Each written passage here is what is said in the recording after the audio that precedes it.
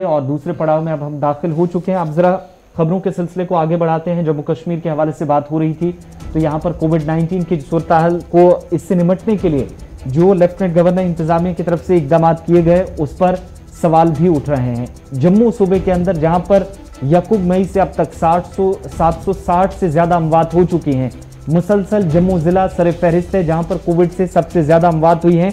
इस पर Bharatiya Janata party Jammu unit की तरफ से सवाल उठाए गए। बाज़ाब्ता एक प्रेस कॉन्फ्रेंस करके तशवीश का इजहार किया गया और इकदाम के बाद भी मायूस कुन नताइज जो इस वक्त सामने आ रहे हैं उस पर बाइस से तशवीश से करार दिया गया बीजेपी लीडरान की तरफ से। सूबे के अंदर जो हालात बने हैं, अगरचे मुख्तलिफ जमातों की तरफ से उनके बकौल इंतजामिया को ताउन दिया गया, इकदाम किए गए, अस्पतालों से लेकर कोविड सेंटर्स तक या नए तिब्बी मराकज़ जो कायम किए गए हैं, कोविड के लिए खुसूसी अस्पताल बनाए गए हैं, वहां पर भी अमवात की शरह अगरचे फाल केसेस कम हुए हैं लेकिन अमवात बदस्तूर बढ़ रही हैं, जिस पर तशवीश का इजहार करते हुए बीजेपी ने मशवरा भी दिया और मुतालबा भी किया कि मजीद इकदाम करने की जरूरत है। लेकिन इस वक्त कोविड से जो डेथ परसेंटेज है उसको कम से कम नीचे लाया जा सके, जिसको पिछले 15 दिनों से नहीं लाया जा सका है, उस पर बीजेपी ने सवाल खड़े किए हैं। प्रेस कॉन्फ्रेंस में क्या कुछ कहा गया, पहले जरा साउंड बाइट आपको सुनाते हैं और उसके बाद इस पर जम्मू के साथ साथ कश्मीर वादी की भी बात करेंगे।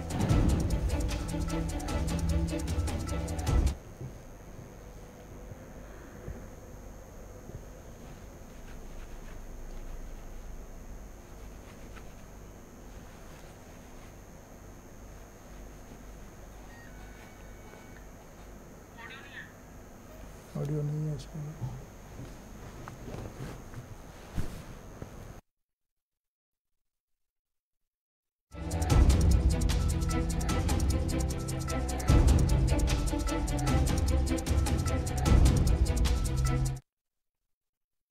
सेकेंड वेव पीक पे है और इस सेकेंड वेव के पीक के ऊपर हम आपको एड्रेस कर रहे हैं। कोरोना की सेकेंड वेव ने काफी नुकसान किया है। अगर डेथ्स की बात करें तो रेगुलरली डेली बेस के ऊपर जो है जितने लोग मर रहे हैं उनका आंकड़ा तकरीबन उतना ही है या उससे थोड़ा सा एक दो बढ़ जाता है डेली, जो चिंता का विषय है। एडमिनिस्ट्रेशन की पूरी कोशिश के बावजूद भी जो डेथ्स हो रही हैं, जो नंबर ऑफ इन्फेक्टेड बंदे जो है वो ज्यादा आ रहे हैं, ये अपने आप में एक गंभीर विषय है जिसके ऊपर बात करें। चलिए, बीजेपी के हवाले से बात हो रही है। जम्मू सूबे के अंदर जो इस वक्त सूरत हाल है उस पर बीजेपी की तरफ से सवाल उठाए गए हैं। कश्मीर भी आपको लिए चलते हैं क्योंकि परसेंटेज की जब बात हो रही है, जम्मू प्रोविंस के अंदर जम्मू जिला, कश्मीर के अंदर श्रीनगर जिला जहां पर केसेस में भी सरे फहरिस्त है, और बारामूला और श्रीनगर जहां पर डेथ परसेंटेज सबसे ज्यादा रही और पॉजिटिविटी रेशियो भी सबसे ऊपर है यूनियन टेरिटरी के अंदर इन 3 डिस्ट्रिक्ट्स में, और जम्मू प्रोविंस का एक और डिस्ट्रिक्ट उधमपुर या राजौरी। कुल मिलाकर 5 डिस्ट्रिक्ट ऐसे बनते हैं जहां पर अभी तक ये कहा जा सकता है कि पॉजिटिव रेशियो की जो इस वक्त तादाद है वो थोड़ी सी बढ़ रही है, वो एक परेशानी का सबब बनी है इंतजामिया के लिए। अल्ताफ ठाकुर साहब बीजेपी के तर्जुमान श्रीनगर से हमारे साथ है, बहुत शुक्रिया ठाकुर साहब ज्वाइन करने के लिए। जम्मू के अंदर सवाल उठाए जा रहे हैं, इस पर हम बाद में आएंगे, लेकिन मायूस कुन कारकर्दगी इंतजामिया की है। क्या इसका नतीजा हम ये भी माने कि श्रीनगर, बारामूला, कुपवारा के अंदर नंबर ऑफ केसेस या डेथ परसेंटेज पिछले कुछ दिनों से बढ़ी है, जिसमें इजाफा देखा गया। अगरचे पॉजिटिव केसेस नीचे जरूर आए हैं लेकिन डेथ परसेंटेज का ऊपर जाना श्रीनगर के अंदर भी, या सूबाई इंतजामिया नाकाम आपकी नजर में?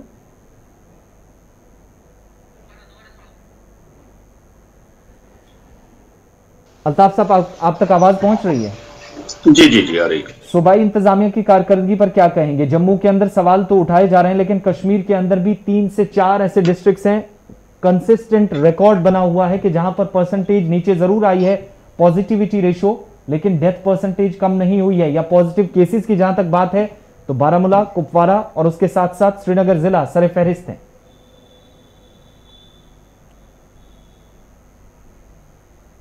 ठाकुर साहब जी हेलो, आवाज पहुंच रही है आप तक? जी आ रही है आवाज। थोड़ा क्वेश्चन रिपीट कर दीजिएगा। जी, सूबाई इंतजामिया की कारकर्दगी के हवाले से बात हो रही है। जम्मू के अंदर आपकी पार्टी की तरफ से सवाल पूछे गए हैं कि तमाम कोशिशें कर ली गई लेकिन डेथ परसेंटेज कम नहीं हुआ है। कश्मीर के अंदर भी 3 से 4 डिस्ट्रिक्ट अभी तक टॉप ऑफ द लिस्ट हैं, आपके तासुरात? देखिए, जहां तक कोविड का ताल्लुक है, कोविड जो पहली बार वेव आए थे, आज दूसरी बार जब वेव आई है तो इसका पैटर्न चेंज हो गया और कोविड अपनी जो शेप है, शेप चेंज करता रहता है। पहले हमने देखा कि पहले इतनी क्रिटिकल पोजीशन नहीं थी, आज जब सेकंड वेव में देख रहे हैं तो थोड़ा सा इसमें ढीली हो गई है। जब तक डॉक्टर ये समझने में कामयाब हो गए कि सेकंड वेव में हम कौन सा मेडिसिन दे, जैसे कि रेमडेसिविर पहले जब वेव चली थी तब दे रही थी और आज स्टेरॉइड्स दे रहे हैं, थोड़ा सा इसमें अंतर रहा जब तक इस बीमारी को समझने में रही। और इसमें साथ ही जब ब्लैक फंगस भी आ गई, व्हाइट फंगस भी आ गई, तो थोड़ा सा जो इसने पैटर्न चेंज किया, इसने शेप चेंज की है, इसको समझने में थोड़ी सी टाइम लगी है। और तब डॉक्टर्स ने, जो हमारे यहाँ के डॉक्टर्स हैं, उन्होंने इस पे काबू पाया। और जहां तक आप रेट की बात करिए, देखिए भारतीय जनता पार्टी वैसे तो एक पॉलिटिकल पार्टी, उसका फर्ज है गवर्नमेंट अच्छी काम करे तो उसकी अप्रिसिएशन करना हम अपना फर्ज मानते हैं। और जहां गवर्नमेंट की कहीं डील हो, जहां गवर्नमेंट कहीं लापरवाही करती है और जहां उनसे होता है, उनको नॉलेज में लाना और उस चीज को हाईलाइट करना हम अपना फर्ज समझते हैं। यही भारतीय जनता पार्टी की पॉलिसी है, यही भारतीय जनता पार्टी की नीति है। चाहे जम्मू हो, चाहे कुपवारा हो, चाहे श्रीनगर हो, अब हर जगह रेट कम होती जा रही है और जो डेथ रेट भी कम होती जा रही है। इसलिए अब आहिस्ता आहिस्ता इस पे भी काबू पा रहे हैं। और लेकिन इस बात को हम मानते हैं, क्या मैं ये समझूं कि अल्ताफ ठाकुर साहब के इंतजामिया की नोटिस में मामला लाने के बावजूद भी जब हालात बेहतर नहीं हुए, तब जाकर भारतीय जनता पार्टी अब प्रेस कॉन्फ्रेंस करने पर मजबूर हुई है, नंबर 1। और नंबर 2, जो सबसे बड़ा इंपॉर्टेंट मुद्दा है वो ये है कि अब भारतीय जनता पार्टी इस बात की मांग कर रही है कि सोशो रिलीजियस ऑर्गेनाइजेशंस, एनजीओज और सभी लोगों को जी एक साथ मिलकर काम करना होगा और एडमिनिस्ट्रेशन को 2 कदम आगे बढ़ने होंगे और अपने जो एसी रूम से वहां से बाहर आके जमीनी सूरत हाल पर काम करना होगा। देखिए गवर्नर साहब, पहले ही जब आदरणीय प्रधानमंत्री ने देश को संबोधित किया और तब भी उन्होंने इस बात पे जोर दिया कि 1-2 महले वाली जो कमेटियां हैं, वो कमेटियां इसमें कारगर अदा रोल कर सकती है। और चाहे रिलीजन ऑर्गेनाइजेशन हो, चाहे सिविल सोसाइटी हो, वो उसमें एक बहुत बड़ा रोल अदा कर सकते हैं। क्योंकि एक जमीन से जुड़ा हुआ आदमी जो आसपास के हालात को समझता है, वो वहां की उस इलाके की जोग्राफिया समझता है, वो वहां के लोगों को बता सकता है कि इस बीमारी से कैसे हम बच सके, कैसे हमें एसओपी को फॉलो करना।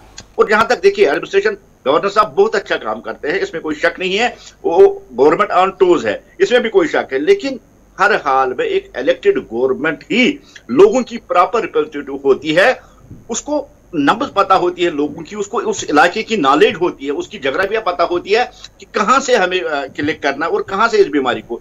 लेकिन इस बात से भी हम इनकार नहीं सकते। देखिए जो पंचायत लेवल पे, पंचायत हलकों पे जो हॉस्पिटल्स खोले गए, वो भी अपने आप में एक हिस्टोरिक कदम है इस बीमारी को डिसेंट्रलाइज करने के लिए, इस पे काबू पाने के लिए। वो भी अपने आप में मेरा इतना मानना है, इतना कहना है, जहां गवर्नमेंट अच्छी काम करे, भारतीय जनता पार्टी उसकी अप्रिशिएशन करेगी। और जहां कहीं डील दी जाएगी, वहां हम जोर शोर से आवाज उठाएंगे। जैसे कि कल हमारे चीफ स्पोक्सपर्सन सुनील सेठी साहब ने कल जम्मू से जो प्रेस को संबोधित किया था, हमारी यही पॉलिसी है कि कहीं ना किसी तरीके से लोगों को फायदा पहुंचे और गवर्नमेंट जो है ये अपने आप में और तेजी लाए यहाँ की एडमिनिस्ट्रेशन, ताकि लोगों को इस महामारी से बचाया जा सके। बहुत शुक्रिया जी अल्ताफ साहब ज्वाइन करने के लिए। बहुत शुक्रिया ज्वाइन करने के लिए। कोविड के हवाले से बात हो रही है तो फटाफट से जम्मू कश्मीर के अंदर जो आदादोशुमार हैं वो आपके सामने थोड़ी देर में रखेंगे, लेकिन पहले मुल्क की सतह पर आज की फिगर्स क्या कुछ कहते हैं। टेस्टिंग एक बार फिर रिकॉर्ड सतह पर पहुंची है। अच्छी चीज है कि 20 लाख से ज्यादा 10वां दिन कॉन्टिन्यूसली गया है जहां पर 20 लाख से ज्यादा कोविड के टेस्ट हुए हैं। लेकिन नए केसेस की जो तस्दीक हो रही है, थोड़ी देर में सरकारी आदादोशुमार भी बताएंगे, वो 2,11,000 के करीब केसेस, पॉजिटिव केस नए रिपोर्ट हुए 24 घंटों के दौरान। एक्टिव केसेस 24 लाख तक जरूर पहुंचे हैं, नीचे आ रहे हैं, 38 लाख तक फिगर्स गए थे। और अच्छी चीज उससे ये कि 2,82,000 के करीब मरीज जो इस वक्त पिछले 24 घंटों के दौरान, जहां पर 2,11,000 पॉजिटिव केसेस आए, 2,82,000 मरीज सेहतियाब भी हुए हैं। और मरने वालों की तादाद जो शरह अमवात हम बता रहे हैं कि बरकरार है, इसीलिए परेशानी बनी है। और ये 3800 से 4500 के बीच में फिगर्स रहे, ना ऊपर गए ना नीचे गए, लेकिन कम भी नहीं हुए, ये खतरा बना हुआ है। 3840 बल्कि 3,841 मरीजों ने दम तोड़ दिया पिछले 24 घंटों के दौरान मुल्क भर के अंदर। और कुल मिलाकर मरने वालों की जो मजमूई तादाद है इस वक्त हिंदुस्तान के अंदर, वो 3,11,000 से तजावुज कर गई है। यह अभी की सूरत हाल है। वहीं जम्मू कश्मीर की सूरत हाल क्या कहती है? फिगर्स ये बताते हैं कि पिछले 24 घंटों में एक बार फिर 3,000 के पार फिगर्स पहुंचे। 2 दिनों तक आदादोशुमार नीचे आए, ग्राफ डाउन हुआ, 2,000 से 3,000 के बीच में केसेस रिकॉर्ड हुए। लेकिन 4 हफ्तों के बाद 40 या इससे कम अमवात हुई हैं। ये एक अच्छी थोड़ी सी खबर है। बरकरार जरूर है, कम नहीं कहा जा सकता। लेकिन इसके साथ साथ जो दूसरी बड़ी परेशानी कि ब्लैक फंगस से कठुआ जिले के अंदर दूसरी मौत हुई है, जम्मू प्रोविंस के अंदर और पूरी यूटी के अंदर, बल्कि ये दूसरी मौत है। वहीं जम्मू कश्मीर में मुख्तलिफ अस्पतालों में अलग अलग हॉस्पिटल्स के अंदर 8 ऐसे मरीज हैं जिनमें ब्लैक फंगस हो सकता है। कुछ की रिपोर्ट्स आ जाएंगी, कुछ में का जो लैब है वो कल तक वजाहत कर देगी रिपोर्ट्स के जरिए क्या ये 8 लोग ब्लैक फंगस का शिकार हुए या नहीं। अभी सारे सस्पेक्टेड हैं और जीएमसी जम्मू के अंदर भी इनमें एक मरीज है जिसके मुतालिक जानकारी दी गई है कि आज शाम तक इसकी रिपोर्ट आ जाएगी। लेकिन एक और मौत के साथ श्रीनगर में जहां पर 1 केस की तस्दीक हुई थी, जम्मू के अंदर 8 केसेस जो मुश्तबा हैं, 2 की तस्दीक हुई है, एक और मरीज ने दम तोड़ दिया। वहीं 3702 केसेस बल्कि 3037 केसेस पिछले 24 घंटों में यूटी के अंदर सामने आए और 40 मरीजों ने दम तोड़ा है। एक बार फिर एक्टिव केसेस में कश्मीर वादी जम्मू के मुकाबले ऊपर और अमवात की शरह में जम्मू जिला जम्मू प्रोविंस के अंदर सबसे ऊपर रहा। ये बड़े आदादोशुमार है। कुल मिलाकर अगर देखा जाए कि 25 दिन में 98,740 अफराद कोरोना वायरस में मुब्तला हुए और 7 मई को 5,440 से ज़्यादा और 24 मई को 2,237 मस्बत मामले दर्ज हुए। जब आप पूरे महीने के ग्राफिक्स को देखेंगे तो आपको पता लगेगा सिर्फ पिछले 3 दिन यानी 24, 25 और 26, आज 27 है तो आज की रिपोर्ट आ जानी है। 24, 25 और 27 को जो मरने वालों की शरह रही है वो 45, 53 और आज 40, और इसी तरीके से जो मस्बत मामले थे वो 2,237, फिर 2,960 और अब 3,037 लोग जो है वो मस्बत पाए गए। तो ये मामला जो है वो सामने आ रहा है जी फिलहाल जम्मू कश्मीर के अंदर भी। लेकिन बढ़ते हैं जी आगे अपनी एक और बड़ी खबर की ओर। बिल्कुल, बात अब जरा कठुआ के हवाले से करते हैं, क्योंकि आपको याद होगा कि रोहिंग्याओं का मामला सुर्खियों में है और इंतजामिया की तरफ से होल्डिंग सेंटर बनाकर यहाँ पर कुछ लोगों को गैरकानूनी तौर पर या इस इल्ज़ाम में मुल्क के अंदर दाखिले में, उसके बाद उनकी गिरफ्तारियां हुई थी। जब हिरासत में लिए गए थे उसके बाद ऑफिशियली गिरफ्तारियों की तस्दीक की गई। लेकिन अब इन सेंटर्स को भी कोविड से बचाया नहीं जा सका है। 50 से जायद मस्बत मामलों की तस्दीक कठुआ के अंदर होल्डिंग सेंटर में हुई है और इसमें वो सभी रोहिंग्या कैद हैं जिनकी 160 से ऊपर तादाद बताई गई थी, जो मुल्क के अंदर गैरकानूनी तरीके से या फेक डॉक्यूमेंट्स पर आए थे इंतजामिया के बकौल। लेकिन साथ ही ये भी जानकारी दी गई है कि 51 के करीब 51 केसेस की जो तस्दीक हुई है, बल्कि 53 केसेस की तस्दीक हुई है। इसके साथ साथ कई ऐसे लोग हैं इनमें जिनको मुतासिर होने के बाद वैक्सीन भी जम्मू कश्मीर इंतजामिया की तरफ से दी गई है। यानी कुल मिलाकर जो एदाद शुमार हैं जी, जो सरकार के पास डाटा है वो 13,700 फॉरनर जिनमें रोहिंग्या पनाह गुज़ीर और बांग्लादेशी भी हैं वो सेटल है जी जम्मू सांबा डिस्ट्रिक्ट के अंदर। उनमें 6,000 की आबादी जो बढ़ चुकी है वो साल 2008 से 2016 के दरमियान थी। लेकिन फिलहाल जो डिटेंशन सेंटर बनाया गया है उस डिटेंशन सेंटर में 50 से ज़्यादा रोहिंग्या जो है वो पॉजिटिव पाए गए हैं और सरकारी एदाद शुमार के मुताबिक ये एसिम्टोमेटिक है। 220 लोग टोटल डिटेंशन सेंटर के अंदर और सब पर नज़र रखी जा रही है और अगर ज़रूरत पड़ी तो उन्हें अस्पताल भी मुंतकिल किया जाएगा। अस्पताल इंतजामिया की तरफ से भी साफ कर दिया गया। तो रोहिंग्या भी कोरोना के पॉजिटिव हैं, खबर जम्मू से सामने आई। बढ़ते हैं जी आगे, बात जरा लेफ्टिनेंट गवर्नर साहब की भी करते हैं क्योंकि लेफ्टिनेंट गवर्नर इंतजामिया की तरफ से बड़ा फैसला लिया गया और कल लेफ्टिनेंट गवर्नर ने पावर वर्क्स डिपार्टमेंट पीडीडी महकमे की जायज़ा मीटिंग ली है और उस जायज़ा मीटिंग के दौरान कई अहम फैसले लिए गए हैं। लेफ्टिनेंट गवर्नर ने कल मीटिंग के दौरान इस बात को साफ कर दिया है कि बिजली की तरसील और बिजली के निज़ाम में बेहतरी लाना वक्त की अहम तरीन ज़रूरत है और डेडलाइन फिक्स कर दी है। लेफ्टिनेंट गवर्नर ने 8 घंटे की डेडलाइन फिक्स की है अर्बन एरियाज़ के अंदर और इसी तरीके से रूरल एरियाज़ के अंदर 48 घंटे की डेडलाइन फिक्स की है। ये डेडलाइन किसके लिए है जी? अगर आपके इलाके के अंदर बिजली का ट्रांसफार्मर ख़राब होता है और आप अर्बन एरिया के अंदर रहते हैं या रूरल एरिया के अंदर रहते हैं, डेडलाइन मुकर्रर कर दी गई है 8 घंटे अर्बन के लिए और 48 घंटे रूरल एरियाज़ के लिए। गाँव देहात के अंदर अगर कहीं पर ट्रांसफार्मर ख़राब होता है तो 48 घंटों के अंदर महकमे के जिम्मेदारों को वहाँ पर ट्रांसफार्मर रिप्लेस करना है, लगा देना है नया।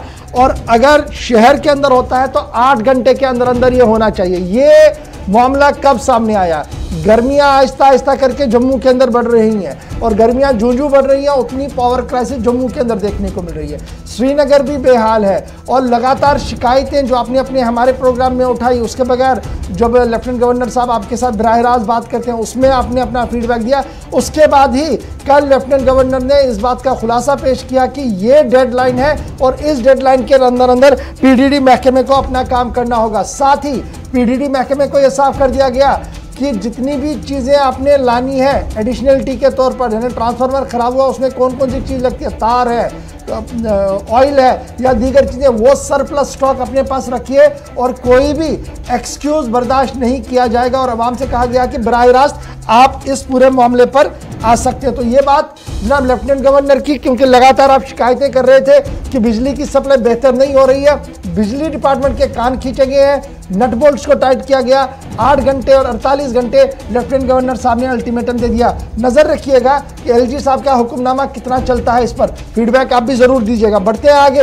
बात लाइन ऑफ कंट्रोल की करते हैं, क्योंकि लाइन ऑफ कंट्रोल से इस वक्त की एक और बड़ी खबर सामने आ रही है। जब चीन के साथ दोनों फौजें आमने सामने हैं, बातचीत के जरिए से मामला हल होता हुआ अभी भी नजर नहीं आ रहा है और चंद इलाकों से फौजी इनखला भी जरूर हुआ था, लेकिन अब इसराइली हिरोन ड्रोन जो है वो लद्दाख के अंदर देखा जाएगा। बड़ी खबर कि अब लद्दाख यूनियन टेरिटरी की सरहद पर लाइन ऑफ एक्चुअल कंट्रोल पर इसराइल का बनाया हुआ ड्रोन, हिरोन ड्रोन जो है वो दिखेगा और बहुत जल्द इसकी तैनाती फॉरवर्ड पोस्ट्स पर की जाएगी।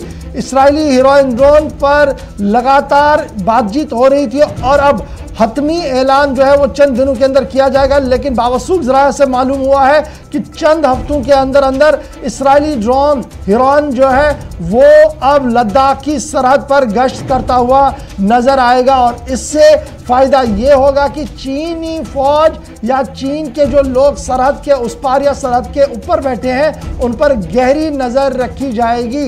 इस ड्रोन के आने से माना जा रहा है कि फिजाइया को भी और बरी और बहरी फौज को भी काफ़ी फ़ायदा मिल सकता है नज़र रखने के लिए। वज़ीर-ए-आज़म नरेंद्र मोदी की सरबराही में बाज़ाब्ता तौर पर ये ड्रोन खरीदने और इनकी तैनाती को लेकर बाज़ाब्ता तौर पर अप्रूवल दिया गया था और 500 करोड़ रुपया इस पूरे मामले के लिए भी वक्त रखा गया है। तो ये ड्रोन जो है वो जनाब जम्मू कश्मीर अपने लद्दाख आ रहा है और लद्दाख की सरहदों पर चीन और पाकिस्तान पर अब गहरी नज़र ड्रोन के जरिए से रखी जाएगी। जी आसिफ, चलिए अब फटाफट से कुछ तामीर और तरक्की के हवाले से बात करते हैं। पहले बिजली की बात आपके सामने रखी, इंतजामिया ने क्या कुछ कहा और अब देखने वाली बात ये होगी ज़मीनी हक़ाइक़ क्या है।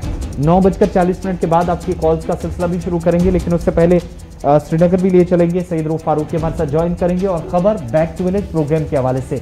जी हाँ, आपको याद होगा कि दुनिया भर के अंदर इस वक्त कोविड की वो जो वबाई मर्ज है जिसने बड़े कारोबार को बंद कर दिया, कई अहम शोबे मुतासिर किए और मुल्क की मुख्तलिफ रियासतों और यूटीज़ के अंदर यानी भारत के अंदर भी कोई अच्छे नताइज कामों के सामने नहीं आए। जम्मू कश्मीर जब आप देखते हैं तो सरकार की तरफ से तीसरा बैक टू विलेज प्रोग्राम गुज़श्ता बरस शुरू किया गया था, जिसका मकसद ये था कि गांव देहात तक सरकारी अफसरान पहुंचेंगे और तरक्याती मंसूबों को जो आधे अधूरे काम है उनको मुकम्मल किया जाएगा और नए मंसूबों को 14th और 15th जो फाइनेंस कमीशन था उसके तहत वागुजार होने वाली रकूमात ज़मीनी सतह पर इस्तेमाल करके बैक टू विलेज प्रोग्राम को वसअत दी जाएगी। लेकिन आज आदादोशुमार ये बताते हैं कि तकरीबन जो माली साल है खासतौर से मुख्तलिफ अजला के लिए डिस्ट्रिक्ट कैपेक्स बजट, इसके तहत भी 100 के कम मंसूबों पर अभी तक काम हो पाया है, नंबर 1। नंबर 2, रवा माली साल में साल 2021-22 के लिए सरकार का जो बजट है जिसमें बैक टू विलेज भी एक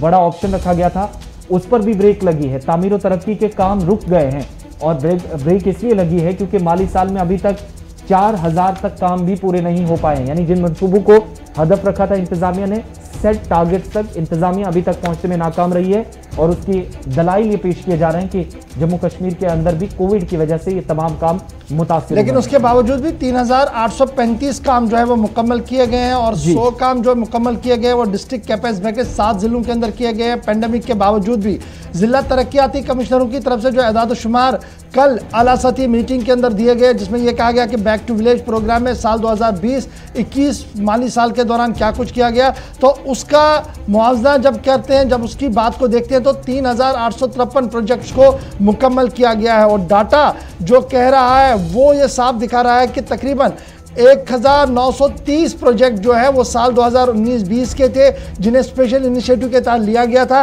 1675 पोस्ट ऐसे थे जिन्हें कंप्लीट किया गया है और डिस्ट्रिक्ट कैपेक्स बजट के तहत, और 1165 पोस्ट ऐसे काम थे जिन्हें साल 2019-20 के तहत भी हाथ में कंटिन्यू रखा गया है। और ये फिगर जो सामने आ रहे हैं ये साफ दिखा रहे हैं कि परेशानियों के बावजूद भी काम को पाए तकमील तक पहुंचाने की कोशिशें की जा रही हैं। अब ज़रा ज़िला वाइज भी जब आप देखेंगे तो जो डिटेल्स दी गई है, बडगाम, श्रीनगर, पुलवामा, कुपवारा, गांदरबल, कठुआ, अनंतनाग, यहाँ पर कम से कम 355 प्रोजेक्ट ऐसे हैं जिन्हें मुकम्मल किया गया है बडगाम के अंदर। उसके बाद 129 प्रोजेक्ट ऐसे हैं जिन्हें मुकम्मल किया गया है पुलवामा के अंदर। 124 प्रोजेक्ट ऐसे हैं जिन्हें मुकम्मल किया गया है कुपवाड़ा के अंदर। 120 प्रोजेक्ट ऐसे हैं जिन्हें मुकम्मल किया गया है गांदरबल के अंदर, और 113 प्रोजेक्ट ऐसे और भी हैं जिसे सरकार ने मुकम्मल करने का दावा पेश किया है। और जब आप जम्मू प्रोविंस की बात करते हैं तो 109 प्रोजेक्ट कठुआ के अंदर मुकम्मल किए गए हैं, 102 अनंतनाग डिस्ट्रिक्ट के अंदर, और इसी तरीके से जो बाकी मानदा ज़िले हैं वहाँ पर सिंगल डिजिट या डबल डिजिट के अंदर प्रोजेक्ट को पाए तकमील तक पहुँचाने की कोशिश की गई है। बड़ी बात यह है, लेफ्टिनेंट गवर्नर की तरफ से लगातार ये कहा जा रहा था कि तरक्याती मंसूबा नहीं रुकना चाहिए, और कल जब रिव्यू मीटिंग ली गई थी उस रिव्यू मीटिंग के अंदर इस बात का खुलासा पेश किया गया कि बैक टू विलेज प्रोग्राम के तहत जो काम हाथ में लिए गए हैं उस पर पेशरफ्त हो रहा है और आने वाले दिनों में मजीद काम हो सकते हैं। ये तो सरकार के सारे फिगर्स हमने आपके सामने रखे। ग्राउंड जीरो पर क्या कुछ है, हमारे साथ सईद रूफ फारूकी ज्वाइन किए हुए हैं। सईद, बहुत शुक्रिया जी ज्वाइन करने के लिए।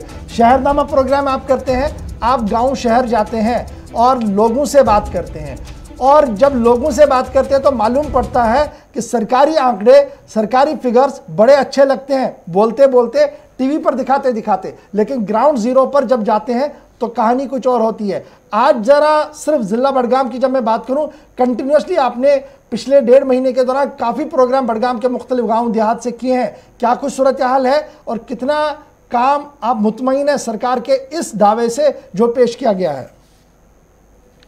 जिस तरह आपने जो दावे जो सरकार की जो फिगर्स आपने दिखाए जो सरकार, तो ऐसे फिगर जब हम लोगों से बात करते हैं तो कहीं नजर नहीं आ रहे हैं। मैं आपको बताऊं कि जहां back to village first, second और फिर थर्ड की बात करें या माई टाउन माई प्राइड की बात करें, जो भी वहां पे प्रोग्राम रखे गए थे, अब मामूली सा जो काम करना था सरकार को वो नहीं हो पाया है। चाहे कहीं तार बदलनी हो वो तार नहीं बदली।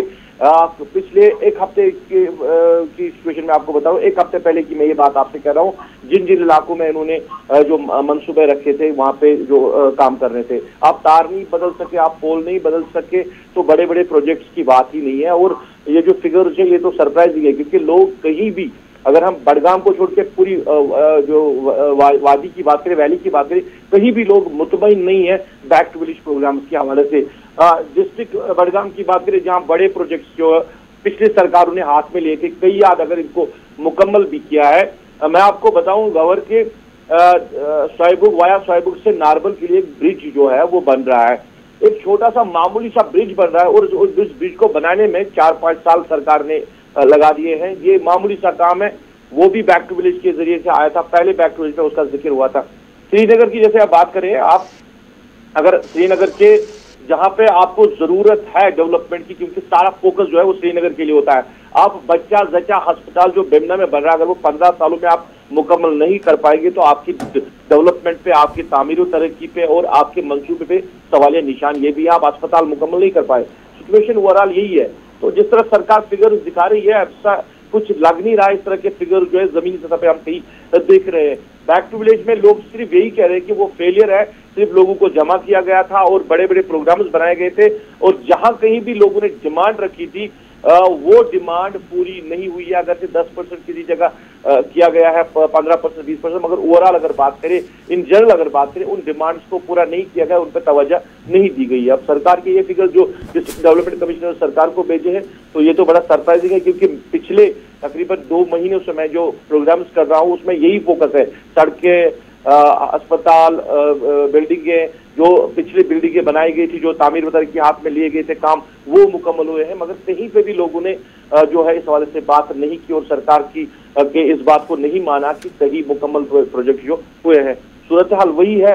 अब लोगों को दिखाने के लिए इस तरह के फिगर जो है जी, बहुत शुक्रिया जी हमारे साथ ज्वाइन करने के लिए और ये कहने के लिए कि जमीनी सूरत हाल कुछ अलग है और सरकारी आंकड़े कुछ अलग बता रहे। बढ़ते हैं जी आगे, बात जरा अनंतनाग की करते हैं, क्योंकि अनंतनाग के अंदर पुलिस ने बड़ी कार्रवाई की है और ड्रामाई कार्रवाई के दौरान खुद साख्ता सियासी लीडर को गिरफ्तार किया है। खबर जनूबी कश्मीर के अनंतनाग से, जहां पर जम्मू कश्मीर पुलिस ने बीजेपी के जिला जनरल सेक्रेटरी की गिरफ्तारी अमल में लाई है। खुद साख्ता जिला जनरल सेक्रेटरी की गिरफ्तारी सिर्फ इसलिए लाई गई है क्योंकि मकामी नौजवान की रिहाई के लिए पैसा मांगा था और पुलिस के मुताबिक जिन नौजवानों से पूछताछ की गई थी उन्हें बाद में पुलिस ने खुद रिहा किया था, लेकिन इस खुद साख्ता लीडर ने उन लोगों से पैसा लिया था, उनके वालिदैन से पैसा लिया था और उसके बाद जब ये शिकायत पुलिस तक आई तो पुलिस ने इस वक्त कार्रवाई की है। इस तरीके की बड़ी खबर आ रही है और ये खबर साउथ कश्मीर अनंतनाग से है, जहां पर मकामी नौजवान की रिहाई के लिए इस वक्त 2 लोगों से पैसे लिए गए थे और अब पुलिस ने कार्रवाई भी की है। फिदा हुसैन हमारे साथ साउथ कश्मीर अनंतनाग से इस वक्त ज्वाइन किया। फिदा, अपडेट कीजिएगा, रात देर गए पुलिस ने कार्रवाई की है, कौन लोग हैं जिन्हें गिरफ्तार किया गया था, जब उन्हें रिहा किया गया तो किस कंडीशन पर रिहा किया गया और यह पैसों का मामला कहां से बीच में आया? और इसमें 2 चीजों पे हम बात करेंगे। एक, जब उनको पूछताछ के लिए बुलाया गया तो पूछताछ खत्म होने के बाद पुलिस ने उन दोनों नौजवानों को रिहा भी किया।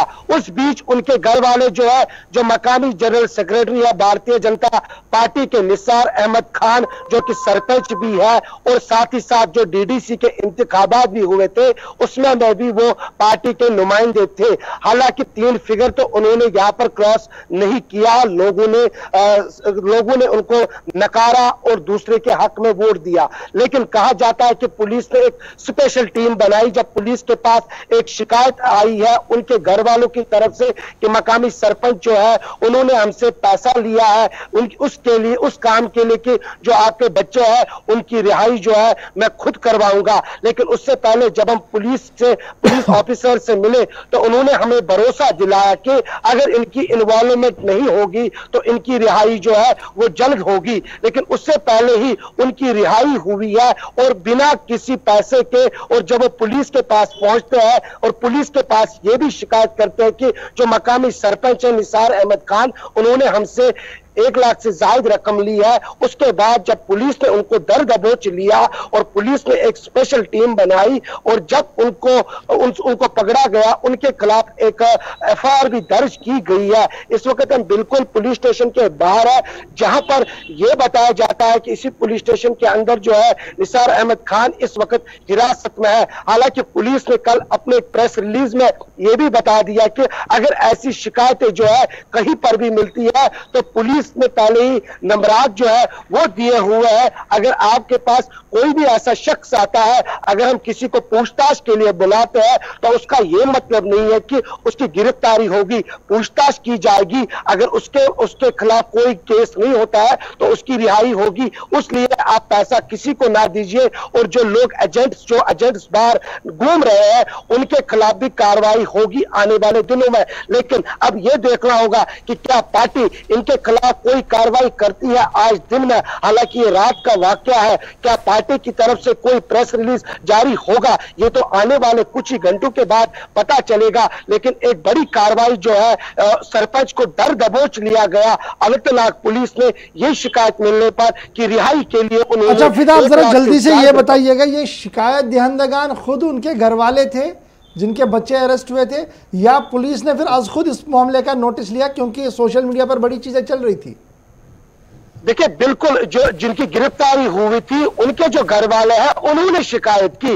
जब उनको पता चला कि उनके बच्चे जो है वो रिहा हो रहे हैं, उसके बाद उन्होंने यही सोचा कि इन्होंने हमसे पैसे किस चीज के लिए लिए और हमने बड़ी गलती की है। और पुलिस ने उनको ये भी बता दिया कि आपने किस चीज के लिए इनको पैसे दिए हैं। उसके बाद जब वो खुद पुलिस के सामने गए, पुलिस के पास जब शिकायत मिली तो उसके बाद पुलिस ने जो है वो बर वक्त कार्रवाई करके निसार अहमद खान को दर दबोच लिया। गौर चलिए जी, बहुत शुक्रिया हमारे साथ ज्वाइन करने के लिए। फिलहाल खबर ये है कि पुलिस ने 2 नौजवानों को पूछताछ के लिए लिया था, जिसके बाद मकामी सरपंच जो खुद साख्ता लीडर भी है एक जमात के, उन्होंने पैसे लिए ये कहते हुए कि मैं इनकी रिहाई को यकीनी बनाऊंगा। जबकि पुलिस का ये मानना कि हमने पूछताछ की, जब कुछ नहीं मिला तो हमने अज खुद उनकी रिहाई की, क्योंकि गलत इंफॉर्मेशन थी और उनके पास कोई ऐसी चीज़ सामने नहीं आई जिससे हम ये एस्टैब्लिश कर पाते कि वो गुनाहगार है। लेकिन सवाल ये है कि आज के दिन में भी ऐसा चल रहा है और माजी में बहुत ऐसा खेल खेला गया है जिसकी वजह से फिर एडमिनिस्ट्रेशन और पुलिस की जो छवि है वो भी मस्क हुई थी। ज़रूरत है कि ऐसे एलिमेंट्स को कर्ब किया जाए, रोका जाए और एक सेट मिसाल, एक नज़ीर रखी जाए कि देखिए अगर आप ऐसा करेंगे तो आपके लिए ठिकाना घर नहीं है, प्रोटोकॉल नहीं है, बल्कि श्रीनगर का सेंट्रल जेल है, बल्कि बैरूनी रियासत का जेल है, ताकि मुस्तकबिल में ऐसा कोई सोच भी न सके। बढ़ते हैं जी आगे। अब वक्त हो गया जी आपकी फ़ोन कॉल्स का। फटाफट से कुछ फ़ोन कॉल्स लेंगे, फिर आपको बताएंगे कि शेर कश्मीर नचूटा मेडिकल साइंस सोहरा के अंदर क्या कुछ होने जा रहा है। लेकिन पहले आपकी फ़ोन कॉल्स, जल्दी से ज़रा फ़ोन कॉल्स का सिलसिला शुरू कीजिएगा। हेलो हेलो, अस्सलाम वालेकुम। वालेकुम अस्सलाम। मैं मोहम्मद कमाल वानी खान बडगाम से बोल रहा हूँ। जी कमाल साहब। सर, मुझे अर्ज है कि सेफ एंड डम बच्चों का जो क्वालिफाइड लिस्ट निकला है 4th क्लास का, जी उनके लिए कोई अलग की पॉलिसी बनाई जाए, क्योंकि वो कंपेयर नहीं कर सकते हैं नॉर्मल बच्चों के साथ। अच्छा जी। उनकी सिलेक्शन जेके बोर्ड और चेयरमैन से आप इल्तिजा कीजिए और गवर्नर से इल्तिजा कीजिए कि उनका कोटा अलग रखा जाए। मेरे ख्याल से उनका कोटा ऑलरेडी सेपरेट किया गया था लास्ट टाइम, मगर आज तो इन्होंने उसमें इकट्ठे जमा किया है। चलिए जी ठीक है जी, जरूर जहांगीर साहब सुन रहे होंगे और मुझे उम्मीद है वो देखेंगे कि इसका रास्ता क्या। लास्ट टाइम हमने उनकी नोटिस में एक मामला लाया था तो तुरंत एक हल निकला था, तो आज की बार भी अगर ऐसा होना है तो ज़रूर उस रिवायत को बरकरार रखें जहांगीर साहब, ताकि मामला जो है वो ठीक हो सके। बहुत शुक्रिया जी कॉल करने के लिए। चलिए जी एक और कॉलर दे दीजिएगा। हेलो अस्सलाम वालेकुम। वालेकुम सलाम जनाब, मैं डॉक्टर बडगाम पे अहन अर्ज गोड पन्नसै पानस मलामत ला इलाहा इल्ला अंत सुब्हानक इन्नी कुन्तु मिनज़ ज़ालिमीन। गवर्नमेंट कल से खाद बूर अर्जान ₹18 1800 हमें मिलती है आज, अंडा ₹8 में मिलता है। गवर्नमेंट कहाँ है जनाब? कत बिल्कुल तू सही। रात तुलसी मामले ये साथ सरकार ने ऐलान कर कि अस खाद थमस गाम गोम दस्तियाब, परेशान गनी जरूरत कहें। तो कत दरअसल ये कि सारी परेशान, तजुर पन्ने आय परेशान तो पन्ने आय परेशान। सरकार सिर्फ बयानबाजी दिवान फिलहाल बासान ती तिक्याज अगर तिम खाद मैसर थवन, आज 3यम दो लगातार यम साथ कॉल कि योस तुम रेट वनान तथ रेटस पे क्ननी। मुझे उम्मीद है कि डायरेक्टर एग्रीकल्चर, हॉर्टिकल्चर और एनफोर्समेंट विंग के जो लोग हैं वो ज़रा इसकी संजीदगी को समझे कि अगर आज ये खाद नहीं मिली, ये जो बड़ी ज़रूरी चीज़ें हैं, अगर आज ये ज़मींदार के पास नहीं रही हैं और ऊंचे दामों पर वो ख़रीदेंगे और आज के बाद 4 दिन 5 दिन बाद आप दस्तयाब करेंगे तो शायद उसका कोई फंडा नहीं होगा। और ज़रूर आपकी बात को वो सुन रहे होंगे। मुझे उम्मीद है कि लेफ्टिनेंट गवर्नर के जो सलाहकार है, मुशीर हजरात है, वो भी इस बात का ज़रा संजीदा नोटिस ले कि गाँव देहात के अंदर हालात किस तरीके के बनाने की कोशिश की जा रही है। चलिए जी, बहुत बहुत शुक्रिया। नेक्स्ट कॉलर, नाम बताएं अपना, कहाँ से? हेलो जी। हेलो, अस्सलाम वालेकुम गवर साहब, जावेद बोल रहा हूँ। वालेकुम सलाम व रहमतुल्लाह। दो बातें गवर साहब मेरी सुनिए। पहले कि आपने बताया हकीकतन गवर्नमेंट है ही नहीं कहीं, उसके दो नहीं चाहिए। आज आपने ललित महाजन और आशिक साहब को सवेरे लिया था ऑन कॉल। मुझे बताइए खुदारा, आज हमें 2 साल हो गए काम करते हुए, गवर्नमेंट का कंप्लीट काम किया है, हमें अपने पैसे नहीं मिल रहे हैं तो हमें गवर्नमेंट की रिलीफ को क्या करना है, इंसेंटिव्स को हमें क्या करना है, या हमें जो हमारे इंटर सब्सिडी ये देते हैं हमें उसको क्या करना है। एक ये, और दूसरी बात जो आपने कोविड के हवाले से, यहाँ पर एक चीज जानना चाहूंगा। आपने कहा कि पैसे नहीं मिल रहे हैं, किस चीज का पैसा नहीं मिल रहा है, इसकी जरा वजाहत हो जाए। हाँ मैं बताऊंगा गवर्नर साहब, हमने ब्रिजेस कंप्लीट किए हैं, नहीं पैसा मिल रहा है। हमें इलेक्ट्रिक डिपार्टमेंट में हमने मेरे जो इलेक्ट्रिक यूनिट होल्डर है उन्होंने प्रायोरिटी पे हमें जो पोल हमारे होते हैं स्टील पोल लास्ट ईयर दिए हैं, करीबन 170 करोड़ रुपया हमारा वो भी बकाया है। हमारे ठेकेदार भाई ने जो काम किए ऑन ग्राउंड आप देखिए। कोविड के हवाले से मैं आपको कंवर साहब बता के चलूं, कोविड के हवाले से लास्ट ईयर जो हमने काम किया है, कोविड में जो हमने मटेरियल दिया, मैं बारामूला डिस्ट्रिक्ट की बात करूंगा, करीबन 80 लाख रुपया आज की डेट में सोपोर हॉस्पिटल के बकाया है। कौन इनको देगा? कंवर साहब मैं आपको बताते चलूं, सोपोर में आज जो कोविड के हवाले में हम खाना देते हैं, वो हमारी एक तंजीम है यहाँ पे वुलर, वही देती है, गवर्नमेंट के पास पैसा ही नहीं है। चलिए जी, बहुत शुक्रिया जी कॉल करने के लिए और सूरत हाल बताने के लिए कि मीटिंगें तो अच्छी है लेकिन सूरत हाल ये भी है कि लास्ट कोविड में जो काम किया गया अभी तक वो पैसा आया नहीं। इंडस्ट्रियल रेवोल्यूशन की बातें हो रही है, इन्वेस्टमेंट की बातें हो रही है, डिसइन्वेस्टमेंट की बातें हो रही है। जी बहुत शुक्रिया कॉल करने के लिए। चलिए जी एक और कॉलर दीजिएगा। हेलो हेलो, अस्सलाम वालेकुम। जी वालेकुम सलाम व रहमतुल्लाह। हाँ गौर साहब, हम फिरबाग से बोल रहे हैं। मैंने ये चौथी कॉल की है आज से जी। आज से पहले भी मैंने 3 कॉलें किए हैं। फिरबाग से बोल रहे हैं, मिलताबाद रोड से। जी जी जी। ये बंड रोड आता है, यहाँ लिंकिंग रोड है ये एयरपोर्ट की तरह से। और यहाँ RHCC वालों ने यहाँ ड्रेन बनाया पिछले साल, मगर अभी तक सड़कों का खंडरात किया हुआ है इन्होंने। पूरे कश्मीर की रोड इन्होंने ठीक की, मगर ये रोड अभी तक ठीक नहीं की। ये एक अहम रोड है, आपके जहन में होगा ये, मैंने 2 बार आपके कॉल जी जी जी जी मुझे याद है जी, मगर यहाँ कोई तवज्जो नहीं दे रहे हैं। ये आज आपसे वादा है कि कोशिश में करूंगा कि लेफ्टिनेंट गवर्नर साहब का जो ऑफिशियल ट्विटर है और 10 तरह की चीज़ें जिनसे कम्युनिकेट हो सकता है, इस बात को दोबारा उनकी नोटिस में लाया जाएगा। क्योंकि मुझे लास्ट टाइम याद है कि एक बड़े अफसर की तरफ से हमें ये एश्योर किया गया था, देखिए ये श्रीनगर शहर का बिल्कुल पास का एरिया है, इसको हम प्रायोरिटी पे देखेंगे। शायद प्रायोरिटी पे ही देख रहे हैं वो, इसलिए नहीं आज तक हुआ। अगर काम किया होता तो शायद आप आज कॉल नहीं करते। आपसे वादा है कि डिस्ट्रिक्ट एडमिनिस्ट्रेशन सूबाई इंतजामिया के साथ साथ लेफ्टिनेंट गवर्नर के ऑफिस तक आपकी आवाज़ को मिन्नो अन ऐसे ही पहुंचाया जाएगा जिस तरीके से आपने कॉल किया। बहुत शुक्रिया जी कॉल करने के लिए। चलिए नेक्स्ट कॉलर, नाम बताएं अपना। हेलो जी, अस्सलाम वालेकुम गवर साहब, आशिफ साहब, अस्सलाम वालेकुम। वालेकुम सलाम व रहमतुल्लाह। अल्लाह ताला थनो सही सलामत पानी जहत थयो जारी सुदी वो जनाब अली पान मदद करो के वक्त पास अर्ज मिल कन्यात ये police, Arman police, JK police या बाकी अदर एक्टिविटी, म्युनिसिपल कॉर्पोरेशन, बागवानी डिपार्टमेंट, तो पता बागवान का हाल क्या कर श्रीनगर सिटी में पार्क लकटन बचन गिंद कर महल वाइज तम बागवान तन कुन तिम पार्कन हूं हाल वो ये पुलिस अडर मुलाजिम म्युनिसिपलिटी बाकी बनावान बहान मे गर कमिस कोविड पे जनाब ये दफ्तर गसान ये हाल पुलिस ये म्युनिसिपलिटी हूं ये हर कुछ महकम बड़िस मुसीबत मज आई हन कशिस गल छल यून अकि पृथ गरा कहें अडवाइजर मोज सियासतदान गई तिम गई कुर्सी कह कथा करान कह कुन वातान सिर्फ जनाब अली DC श्रीनगर काम करान तम करो तथ ओत किस वनस पे रद अमल तो गई ये सब्जी वब्जी जारी कहां तक अलबत् दजर जबरदस्त मार्केटस मज तेल खंड नून चाय जरूरियात जिंदगी हंद चीज वो दबूक हाल क्या जनाब अली अत प्रेस गरा कहें अल्लाह ताला कर पन पन चार। चलिए जी एक और कॉलर दे दीजिएगा। हेलो वालेकुम सलाम व रहमतुल्लाह।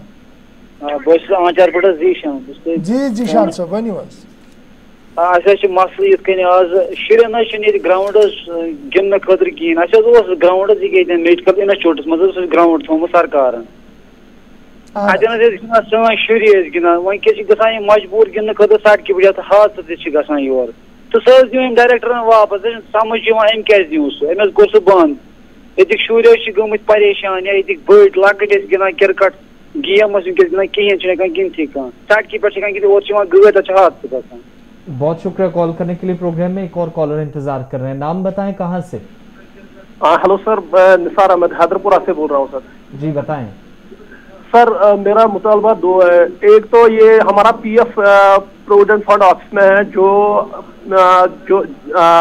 2019 में जो ये हमारा स्टेट जो खत्म हो गया सर, वहाँ से हमारा PF नहीं दे रहे हैं। वहाँ जाते हैं तो वो बोल रहे हैं कि ये 2019 के बाद जो UT का है वो लीजिए, मगर हमारा तो 2008 से वहाँ पेंडिंग पड़ा है, मगर वो नहीं दे रहे हैं हमें। नहीं, पैसा आपका क्यों नहीं दे रहे? इसमें टेक्निकल बात क्या कुछ कही जा रही है? सर यही बोल रहे हैं कि अभी बंद है, अभी बंद है, मगर नहीं दे रहे हैं हमें। पता यही समझ में नहीं आ रहा है क्यों जब वहां जाते हैं तो वो ये एक ही बात बोल रहे हैं कि सर यहाँ बंद है अभी नहीं दे सकते, ये रिलीज ही नहीं हुआ। चलिए जी, बहुत शुक्रिया कॉल करने के लिए।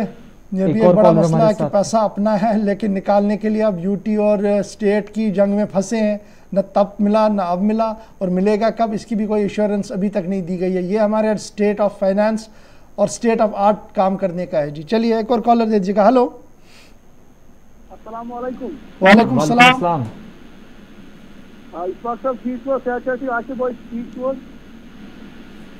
आवाज से बिल्कुल दिया काम बूजित की अगर थोड़ा सा जोर पा कत करी तो इस बोल सकते हैं। हेलो, अस्सलाम वालेकुम वरहमतुल्लाह। जी वालेकुम सलाम।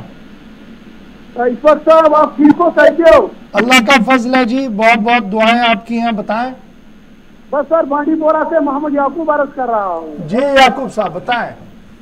सर एक प्रॉब्लम है, एक्चुअली आजकल कोविड चल रहा है, ये तो हम सब लोगों को मालूम है कि कोविड चल रहा है, लेकिन सर एक बात है कि आज मतलब मैं ड्राइवर हूँ, मैं गाड़ी चला रहा हूँ जी, तो क्या मसला क्या है, ये जो प्राइवेट गाड़ी वाले होते हैं, छोटे छोटे गाड़ी वाले, ये जब घर से निकलते हैं तो कहते हैं कि नहीं भाई जी हमें निकलना है, हमें मतलब जब लोग निकलते हैं कहते हैं कि हमें श्रीनगर जाना है, वो जाते हैं, लेकिन एक्चुअली वो क्या काम करते हैं, वो हमसे किराया वसूल करते हैं। हम जो असल में गाड़ी वाले हैं हम घर में बैठे हैं।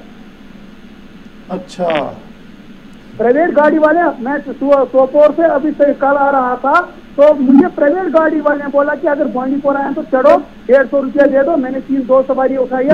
प्राइवेट गाड़ी मतलब वो टैक्सी नहीं है, वो किसी तरीके से पैसेंजर व्हीकल नहीं है, जाती गाड़ी है, बड़ी गाड़ी है, कोई जाती गाड़ी है, उसमें वो लोगों को बिठाकर पैसे ले रहे हैं। वही मैं कह रहा हूँ ना।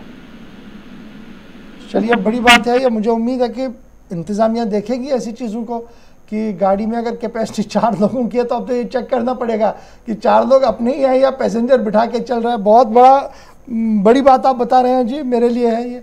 चलिए जी, बहुत शुक्रिया कॉल करने के लिए। एक और कॉलर दे दीजिएगा। हेलो अस्सलाम वालेकुम। जी वालेकुम सलाम। मैं पहलगाम से अब्दुल रशीद बोल रहा हूँ जी। जी रशीद साहब बताएं।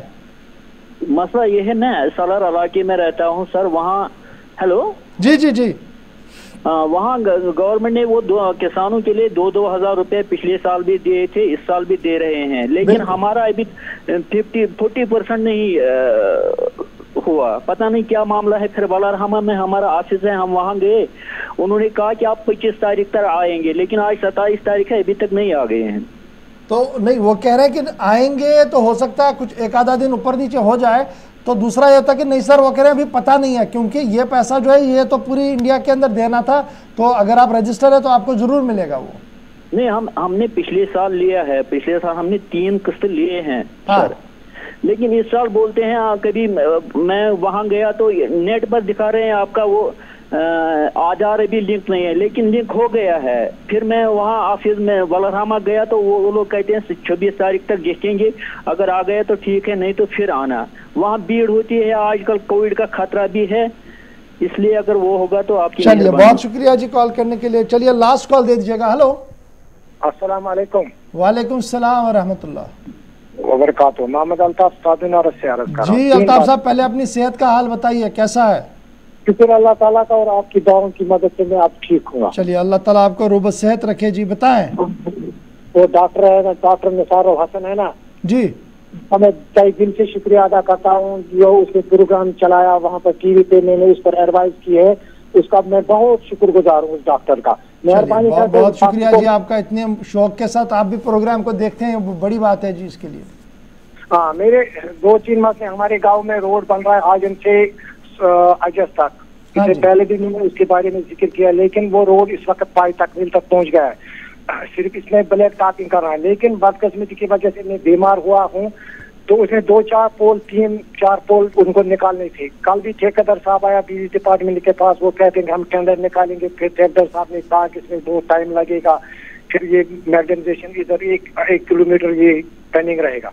मेहरबानी करके आपकी चैनल की वसाफत से डिप्टी कमिश्नर बांडीपोरा तक की बात पहुंचनी चाहिए। नंबर 2। चलिए इंशाल्लाह जरूर पहुंचेगी जी। बहुत शुक्रिया कॉल करने के लिए प्रोग्राम में। आप सभी का भी जनाब बहुत बहुत शुक्रिया। लेकिन आखिरी खबर हम आपको ज़रूर Sher Kashmir institute of medical science Soura की बताएंगे, लेकिन उससे पहले एक बात मैंने परसों एक दरख्वास्त आपसे की थी कि अगर आपके पास किसी भी इदारे का ऑक्सीजन कंसनट्रेटर है, कोई चीज़ है और आज आपको इसकी ज़रूरत नहीं है, आप रूबत सेहत है और सिर्फ आपने इसलिए उसको घर में रखा कि हो सकता है ज़रूरत पड़े, लेकिन इससे हालात ख़राब हो रहे हैं दूसरे आदमी के जिसकी इसकी ज़रूरत है। मुझे आज शुक्रिया के तौर पर कुछ NGOs की तरफ से लिखा गया कि जना बहुत सारे दोस्तों की तरफ से वापस किया गया है। मुझे उम्मीद है कि अभी भी अगर किसी के पास है तो ज़रूर उसे वापस पहुंचाइएगा ताकि बीमारों तक वो पहुंच सके। आप घर में रखकर कुछ नहीं उसका कर सकते हैं, आप उनको वापस कीजिए ताकि और लोगों को जिन्हें ज़रूरत है इसकी इस वक्त घर के अंदर तो उन्हें वो मिल सके। मेरी ये एक और बार दरख्वास्त होगी और जिन लोगों ने वापस किया है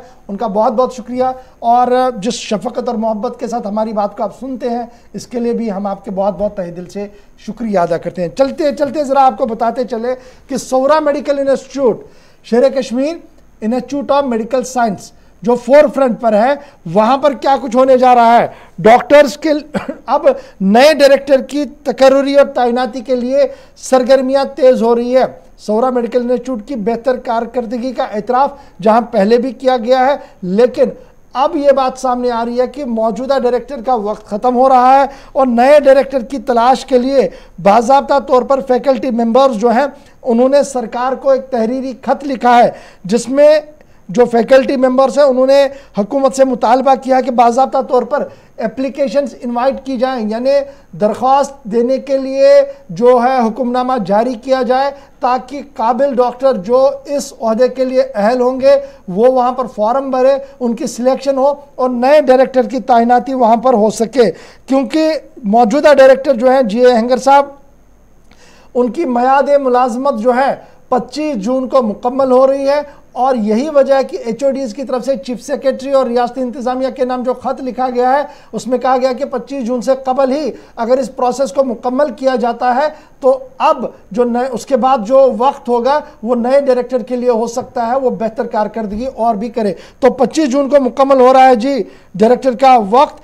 प्रोफेसर GA अहंगर साहब का नए डायरेक्टर की तलाश के लिए दरख्वास्तें देने के लिए विंडो खोलने की अपील जो है वो की है। सभी HODs की तरफ से तहरीरी खत लिखा गया है चीफ सेक्रेटरी जम्मू कश्मीर के नाम। जी आसिफ, चलिए प्रोग्राम को वाइंड अप करते हैं। एग्जीक्यूटिव एडिटर इशफाक गौहर के साथ आप मुझे यानी आसिफ को इजाजत देंगे, लेकिन प्रोग्राम को लेकर अपना फीडबैक हमेशा की तरह हम तक पहुंचाते रहिए। जिंदगी और सांसों ने वफा की तो कल दोबारा आपसे मुलाकात होगी सूरज की नई किरणों, नई मौजूआत, नए प्रोग्राम के साथ और ताज़ा तरीन सूरत हाल आपके सामने रखेंगे। इजाजत दीजिए, अल्लाह हाफिज।